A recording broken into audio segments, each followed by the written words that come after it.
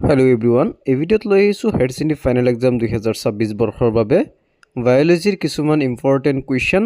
ইয়াৰ পৰা এক্সামত অহাৰ সম্ভাৱনা আছে 23 তাৰিখে। গতিকে ভিডিঅ'টো শেষলৈকে চাই থাকিব। প্ৰথমবাৰৰ বাবে চেনেললৈ আহিলে চেনেলটো ছাবস্ক্ৰাইব কৰি ল'বা। ইয়াত 1 নম্বৰীয়া কুৱেশ্যনসমূহ আলোচনা কৰিম, লগতে বাকী কুৱেশ্যনখিনিও আলোচনা কৰিম।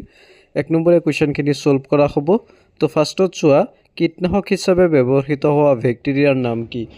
কীটনাশক হিচাপে ব্যৱহৃত বেক্টেৰিয়াবিধৰ নাম হৈছে বেচিলাছ থুৰিনজিয়েচিছ। মিউটেশ্যন শব্দটো কোনে প্ৰথমে ব্যৱহাৰ কৰিছিল? হুগো ডি ভ্ৰিছে ব্যৱহাৰ কৰিছিল মিউটেশ্যন শব্দটো। নেক্সট, অনুকূলী বিকিৰণৰ এটা উদাহৰণ দিয়া। ডাৰউইনৰ ফ্ৰিন চৰাই হৈছে অনুকূলী বিকিৰণৰ এটা উদাহৰণ। জিন চিকিৎসা কি? What is gene therapy? Gene চিকিৎসা হ'ল কোনো ৰোগ নিৰাময়ৰ বাবে ত্ৰুটিপূৰ্ণ জিনৰ পৰিৱৰ্তে কোষৰ সুস্থ জিন স্থাপন কৰা এটা আধুনিক চিকিৎসা পদ্ধতি। তো এই কুৱেশ্যনবিলাক আৰু আনচাৰবিলাক ভালকৈ চাই যাবা। তাৰপিছত 5 নম্বৰত 2 মাৰ্কছৰ কুৱেশ্যনবিলাক আছে, এবাৰ চোৱা। আবাদৰী জৈৱিক উপাংশটো লিখা। উদ্ভিদৰ এটা সমসংস্থ আৰু এটা সমবৃত্তিক অংগৰ নাম লিখিব লাগে। কিম্বনৰ সংজ্ঞা দিয়া। ঔদ্যোগিক কিম্বন পদ্ধতিত ব্যৱহৃত এটা অণুজীৱৰ নাম। পৰাগযোগৰ প্ৰকাৰসমূহ উল্লেখ কৰা। 2 মাৰ্কছৰ কুৱেশ্যনবিলাকো তোমালোকে চাই যাবা। ইয়াৰ পৰা কিন্তু কমন অহাৰ সম্ভাৱনা আছে। তাৰপিছত নেক্সট আমি আগবাঢ়িছোঁ কুৱেশ্যন নম্বৰ 6ত আছে চমুটোকা লিখিব লাগে যিকোনো দুটা। ফাৰ্ষ্টত আছে ভ্ৰূণস্থলী, তাৰপিছত আছে প্ৰতিজৈৱিক পৰিস্থিতিক অনুক্ৰমণ, যিকোনো দুটা চমুটোকা লিখিব লাগে। তাৰপিছত তলত দিয়া উদ্ভিদসমূহৰ বৈজ্ঞানিক নাম আৰু ব্যৱহৃত অংশৰ নাম লিখিব লাগে। নিমৰ বৈজ্ঞানিক নাম ৰাউলফিয়া চিনকোনা, শাল, এইবিলাকৰ বৈজ্ঞানিক নাম লিখিব লাগে। তাৰপিছত জিনি অভিযন্ত্ৰীৰ দ্বাৰা ইনচুলিন কেনেকৈ পাব পাৰি? এইটো এটা কুৱেশ্যন 3 মাৰ্কছৰ। ইয়াৰ সলনি 3 মাৰ্কছৰ আৰু এটা কুৱেশ্যন হৈছে বিভিন্ন প্ৰকাৰৰ ইক'লজিকেল পিৰামিডৰ বিষয়ে বৰ্ণনা কৰা। এই কুৱেশ্যনবিলাক আকৌ আহিব পাৰে। এপাহ ফুলৰ চিত্ৰ আঁকি বিভিন্ন অংশ দেখুৱাব লাগে, উপস্থাপন কৰিব লাগে। কমন কুৱেশ্যন, এবাৰ চাই যাবা। হাৰ্ডি ইউনবাৰ্গৰ সূত্ৰটো ব্যাখ্যা কৰিব লাগে, এবাৰ চাবলৈ নাপাহৰিবা। কৃষি বিজ্ঞানত কাৰিকৰী জীৱবিজ্ঞানৰ প্ৰয়োগ সম্বন্ধে এটা টোকা।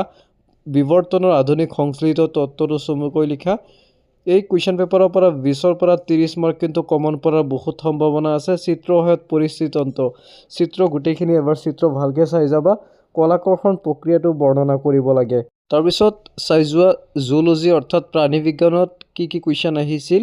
ইয়াত চোৱা, ফাৰ্ষ্টত খালী ঠাই আছে। শুক্ৰাণু এটাৰ ক্ৰমজম অংশত ডেছ এনজাইম থাকে। শুক্ৰাণু এটাৰ ক্ৰমজমত হাইলুৰনিডিয়েছ নামৰ এনজাইম থাকে। তাৰপিছত ডেছক বংশগতিৰ পিতৃ বুলি জনা যায়।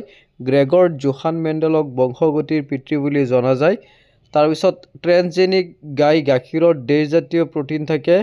মানৱ আলফা লেক্টলবুমিন নামৰ জাতীয় প্ৰ'টিন থাকে।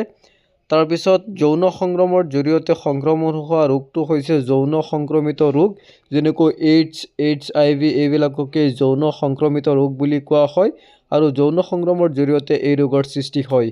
তাৰপিছত ডিম্বক্ষৰণ কি? ডিম্বাশয়ৰ পৰা এটা পুৰঠ ডিম্বাণু বাহিৰ হোৱা প্ৰক্ৰিয়াকে ডিম্বক্ষৰণ বোলে।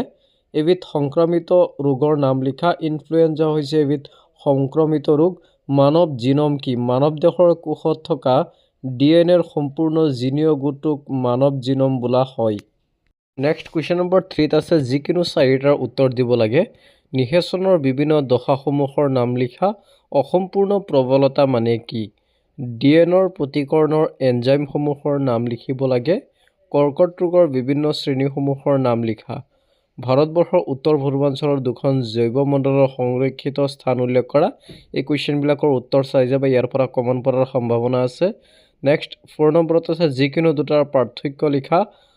সহ-সংলগ্নতা আৰু পূৰ্ণ সংযোজন, নিউক্লিঅটাইড আৰু নিউক্লিঅচাইড, চিটাকৰণ আৰু অসংক্ৰমকৰণ, আসক্তি আৰু নিৰ্ভৰশীলতা। এই পাৰ্থক্যখিনিও চাই যাবা, ইয়াৰ পৰা এটা পাৰ্থক্য কিন্তু অহাৰ সম্ভাৱনা আছে। নেক্সট 5 নম্বৰত আহিছিল শুক্ৰজলী নলিকাৰ ছেদৰ চিত্ৰ আঁকি চিহ্নিত কৰা। ভেক্টৰিয়াৰ লিপান্তৰ প্ৰক্ৰিয়াটোৰ চিত্ৰ আঁকি চিহ্নিত কৰা।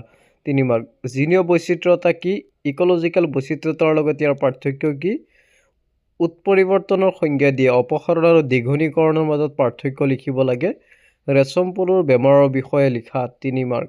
গ্ৰিফেথি পৰীক্ষাৰ সহায়ত DNAৰ জেনেটিক পদাৰ্থ বুলি কেনেকৈ প্ৰমাণ কৰা হৈছিল?